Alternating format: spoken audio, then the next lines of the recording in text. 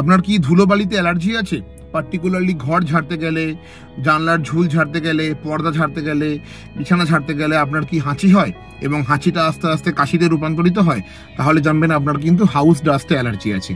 এই ট্রিটমেন্ট হয়তো অনেকে অ্যান্টি অ্যালার্জিক খেয়ে নেন, অনেকে হয়তো নাকে ভালো করে রুমাল বেঁধে ঝাড়াঝাড়ি করেন, কিন্তু এর যদি আপনারা আইডিয়াল ট্রিটমেন্ট জানতে চান, সেটা হলো একটি ভ্যাকুয়াম ক্লিনার।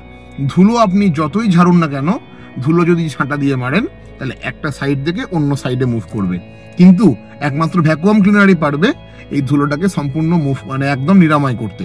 তাহলে এবার বলবেন সে ভ্যাকুয়াম তো প্রচুর কস্টলি।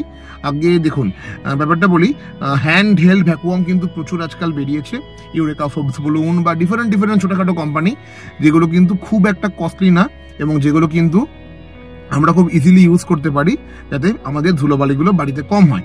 আপনারা যদি সপ্তাহে একবার করেও ভ্যাকুয়াম ক্লিনার বাড়িতে করে দেন, যেগুলো কমন ধুলো জমা যাওয়ার পয়েন্ট, তাহলে কিন্তু এই হাউস ডাস্ট অ্যালার্জি আপনাদের কিন্তু অনেকেরই কমে যাবে। ধন্যবাদ।